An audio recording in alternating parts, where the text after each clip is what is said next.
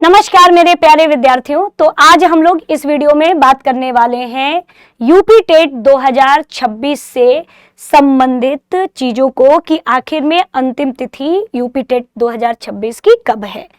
तो देखिए स्टूडेंट्स, आज आपकी कौन सी तारीख हो गई? तो 24 तारीख हो गई, 24 अप्रैल। यानी कि यूपी टेट की जो अंतिम तिथि है वो आपकी 26 अप्रैल है ना, 26 अप्रैल है। और संशोधन की जो है ना, संशोधन की जो तिथि है, संशोधन की जो तिथि है वो 1 मई तक हमें देखने को मिलेगी। कब की? 1 मई को हमें, है ना, 1 मई तक हमें संशोधन की तिथि देखने को मिलेगी। 1 मई के बाद आपका संशोधन नहीं होगा यदि आपने कोई गलती कर दी है फॉर्म में तो, और उसमें भी कुछ ही गलतियों का संशोधन होता है ना। चलिए, अब परीक्षा तिथि अभी तक तो यही है कि परीक्षा तिथि एकदम कंफर्म ही है, और वो कब है? 2 जुलाई, 3 जुलाई, है ना, और 4 जुलाई। इन्हीं तिथियों में हमें, क्योंकि संख्या जैसे सीटेट आजकल देख रहे हो ना, सीटेट 2 दिनों में करा रहा है पेपर, तो हो सकता है कि ऐसी संभावना जताई जा रही है ना, ऐसी संभावना जताई जा रही है कि मे बी इनका भी पेपर वैसा ही हो। तो बाकी ये 2, 3, 4 जुलाई की तिथि ये ध्यान रखिएगा, और बहुत इंपॉर्टेंट है। एक चीज पोर्टल में बदलाव ये हुआ है कि ऐसे अभ्यर्थी, जानते हो कि कुछ अभ्यर्थी मृत आश्रित पर उन्हें नौकरी मिली थी। सन 1990, 91, 92 में वो अध्यापक बने थे जो कि केवल और केवल इंटरमीडिएट पास थे, और उनकी, है ना, मार्कशीट की योग्यता के आधार पे वो शिक्षक बन गए थे। लेकिन अब ऐसे नियम भी आप जानते हो कि आ गए हैं कि अब आपको, है ना, यहां तक कि इनका ये है कि ये सेवा दे रहे हैं, लेकिन यूपी टेट, है ना, इनका मतलब पोर्टल में कोई वैसा पोर्टल में चीजें थी नहीं, है ना।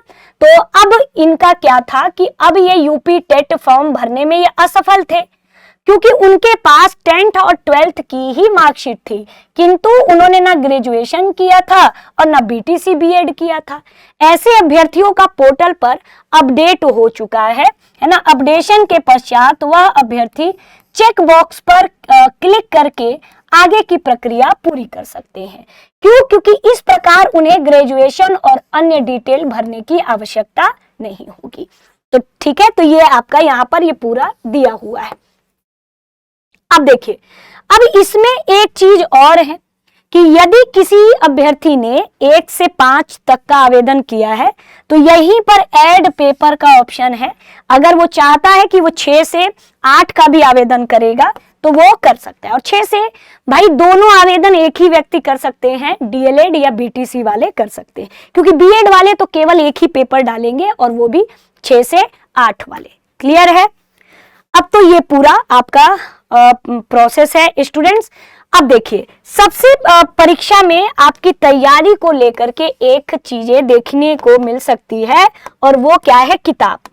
आखिर कौन सी किताब पढ़ा जाए जिससे कि, है ना, बहुत ज्यादा हमें इधर उधर भटकना ना पड़े। किताब तो मेरे हिसाब से आप उत्तर प्रदेश की, यूपी की एससीईआरटी की जो बुक होती हैं स्टेट की, आप वही एससीईआरटी की बुक पढ़िए, ज्यादा बेनिफिट रहेगा, है ना, ज्यादा बेनिफिट रहेगा। अब मैं आपको बताती हूँ कि किस क्लास के लिए आप कौन सी एनसीईआरटी का प्रयोग करें। जैसे यदि आपको क्या देना है? पीआरटी देना है, यानी कि, है ना, 1 से 5 वाला लेवल देना है ना। तो इसके लिए जो आपकी बुक होनी चाहिए वो कक्षा 3 से लेकर के, है ना, पूरा 8 तक की किताबें पढ़ डालिए, है ना। चाहे वो साइंस की मतलब साइंस की, देखो 3 से 5 तक तो ईवीएस ही होगा, है ना, 3 से 5 तक तो ईवीएस ही होगा। बाकी साइंस की भी, चूंकि ईवीएस में साइंस का भी कॉन्सेप्ट आता है, प्लांट, एनिमल, ये सब आता है, तो आप साइंस की 6 से लेकर के पूरे 8 तक की बुक पढ़ डालिए। आप एसएसटी की पूरी बुक पढ़ डालिए 6 से लेकर के 8 तक का, है ना। तो इतनी सारी चीजें आप पढ़ ही डालिए, है ना, तब जाकर के चीजों को, है ना, आपको, है ना, तब जाकर के आप पीआरटी के लिए बेहतर तरीके से तैयार होंगे। एसएसटी में आप ज्योग्राफी पढ़ डालिए, है ना, आप सिविक्स वाला पोर्शन देख लीजिए, है ना, यानी कि एसएसटी में आप ज्योग्राफी और ज्योग्राफी के साथ आप पॉलिटी, चूंकि पॉलिटी भी 3 से 4 सवाल यूपी टेट के प्राथमिक में आपका देखने को मिलता है। बाकी मेला वेला, जितना मेला है अलग से पूरा यूपी में जितने मेले लगते हैं राष्ट्र स्तर पे, जैसे पुष्कर मेला हो गया, है ना, और महाकुंभ से सवाल पूछने की पूरी प्रबल संभावना है, तो मेला भी आप पढ़ लीजिएगा।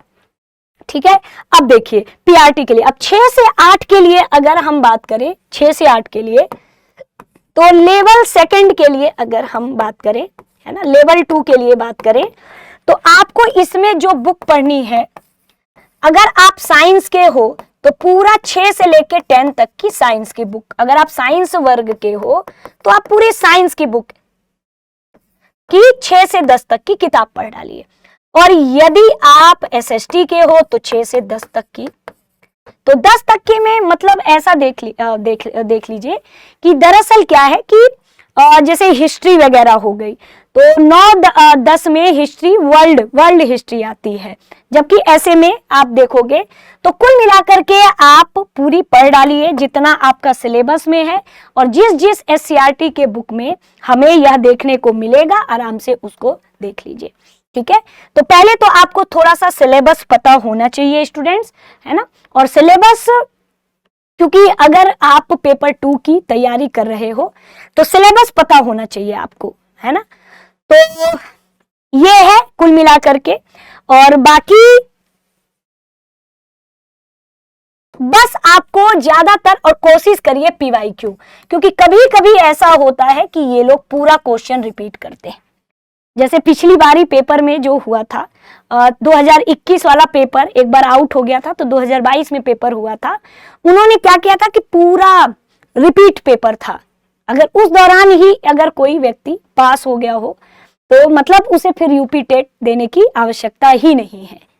और दूसरी चीज, अगर आप सीटेट पास हो तो आपको यूपी टेट देने की मुझे नहीं लगता कि कोई आवश्यकता है, क्योंकि आप ऑलरेडी सीटेट आजीवन है, और यूपी में वैकेंसीज में अगर हम देखें तो यूपी के वैकेंसी में सीटेट भी वैलिड है। तो अगर भविष्य में, है ना, आपका आता है स्टूडेंट्स वैकेंसी शिक्षक भर्ती उत्तर प्रदेश की, तो मेरे हिसाब से उसमें सीटेट भी वैलिड है। जिस तरीके से बिहार में भर्तियों में सीटेट वैलिड है, क्योंकि काफी टाइम से वहां बिहार में बीटेट नहीं हुआ, तो इस वजह से वहां पे सीटेट अलाउड है, तो उसी तरह से यूपी के भी शिक्षक भर्ती में, है ना, आपका सीटेट अलाउ है, सीटेट अलाउ है।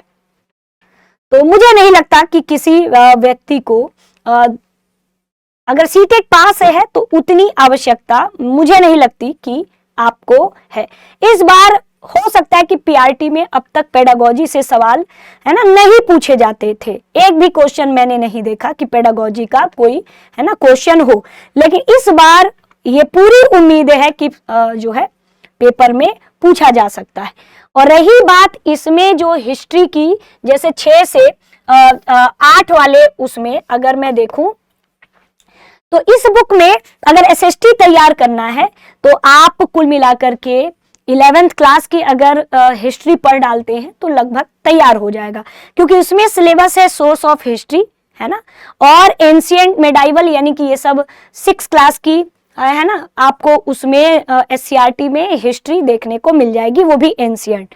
7th में मेडाइवल, 8th में आपको मॉडर्न, तो इतना आप पढ़ते हो तो हिस्ट्री तैयार हो जाएगी, है ना। और भारतीय राष्ट्रीय आंदोलन से ठीक ठाक क्वेश्चन हमें देखने को मिलते हैं।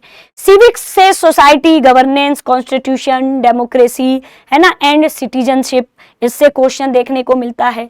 यहाँ तक कि नेशनल सिक्योरिटी से आपके क्वेश्चंस पेपर 2 में एसएसटी में पूछे जाते हैं। पूरा इंडियन और पूरा आपको यूपी की ज्योग्राफी पूछी जाती है किसमें, तो इसमें। बाकी इसमें भी यूपी जीके पूछा जाता है, 1 से 2 सवाल यूपी जीके इसमें ईवीएस में होता है। तो मैं जो यहाँ बता रही हूँ ना एससीईआरटी की बुक, ये ईवीएस के लिए मैं बता रही हूँ, है ना, ईवीएस के लिए मैं बता रही हूँ। ठीक है, तो ये, और बाकी इन्वायरमेंट जो है ना, इन्वायरमेंट जो है वो पेपर 1 पेपर 2 दोनों में पूछा जाता है। पेपर 2 में एसएसटी में, पेपर 1 में अगर हम देखें तो साइंस में भी ध्यान रखिएगा। पेपर 2 में इसमें भी इन्वायरमेंट पूछा जाता है, और 6 से अगर हम देखें तो आपके एसएसटी वाले में भी इन्वायरमेंट पूछा जाता है। तो इन्वायरमेंट यहां भी इंपॉर्टेंट, इन्वायरमेंट यहां भी इंपॉर्टेंट, दोनों जगह इंपॉर्टेंट है। ठीक है, तो मेरे हिसाब से इतना ही है। ज्यादातर कोशिश किया करिए कि जितना हो सके एनसीईआरटी पढ़िए। अगर इन्वायरमेंट के बारे में क्या एसिड रेन होता है, ये सारी चीजें, तो आप साइंस की पुस्तकों में आप जाओगे ना तो वहां पे इन्वायरमेंट अच्छे से दिया है। बाकी मेरी 3 बजे वाली क्लास किया करिए, उसमें मैंने डेली एससीईआरटी के बुक से ही कंटेंट में पढ़ाती हूँ। तो चलिए आज के लिए इतना ही, मिलते हैं अगली क्लास में। Bye bye, take care everyone.